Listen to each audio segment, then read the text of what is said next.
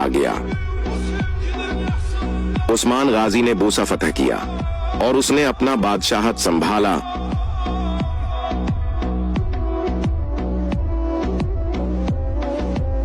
अगर वीडियो अच्छी लगी तो आगे शेयर कीजिए।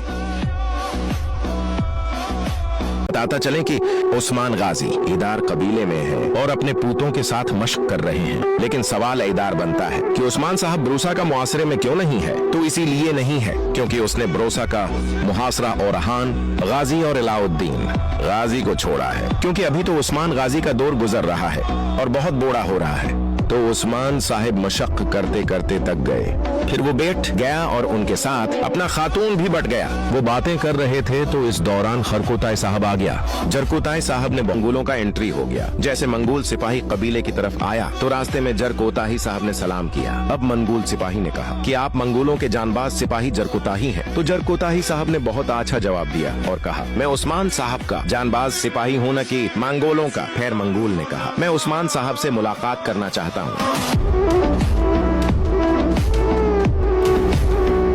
जरकोताई साहब ने उस्मान गाजी को कहा कि आज रात ओरहान गाजी बोरसा को फतह करने जा रहे हैं। उस्मान गाजी बहुत खुश होकर कहा, वाह वाह बोरान गाजी, आपने मकसद में कामयाब हो गए। तो आखिरकार ओरहान गाजी उस्मान गाजी बहुत खुश नजर उठते हैं। तो अचानक जरकोताई होते हैं और कहते हैं कि साहब ओरहान गाजी को शिकस्त हो गए।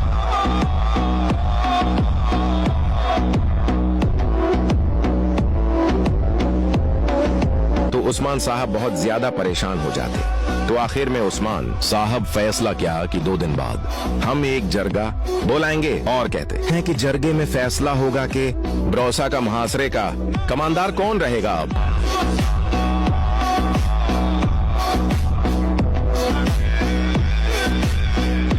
आखिरकार वो हो गया जिसका डर था। जरगे में फैसला हो गया कि ओरहान सरदार अपने कमांडरी से हटा दिया गया। उस्मान साहिब ने ओरहान की जगह शहनशाह साहब को जिम्मेदारी दे दिया गया। अलाउद्दीन सामने आ गया और कहा, बाबा ये कैसे हो सकता है? उस्मान साहिब ने कहा, ये मेरा फैसला है। तो आखिरकार अलाउद्दीन साहब को अभी जिम्मेदारी मिल गई। उस्मान साहब ने कहा, अलाउद्दीन को इमारत के तमाम तर मुआमलात और इंतजामात के लिए अलाउद्दीन साहिब को देते हैं और कहा, ये अलाउद्दीन साहब मेरी हुदूद के दायरा कार में बाबा के कमरे में दाखिल हो गया और बहुत गुस्से में था। जब ओरहान दाखिल हुआ तो उस्मान साहिब ने बहुत हैरान हो गए कि हाथ में तलवार है। उस्मान साहिब ने कहा, तुम यहाँ क्या कर रहे हो और क्यों अचानक मेरे कमरे में आगिए हो? जब ओरहान गाजी आगे बढ़ता है तो पीछे से अलाउद्दीन साहब आ गए। अलाउद्दीन साहब ने आवाज की, ओरहान एक कदम भी आगे ना जाओ। इसीलिए क्योंकि जब ओरहान गाजी को गुस्सा आता है तो वो कुछ भी कर सकता है गुस्से में। ओरहान साहब ने अपना तलवार खींचकर अपने बाबा को दे दिया और कहा कि ये वो तलवार है कि आपने दिया तो कि ब्रूसा को फतह करो, लेकिन अब ये मैं तलवार आपको दे रहा हूँ। फिर वो चला गया लेकिन बहुत गुस्से में था।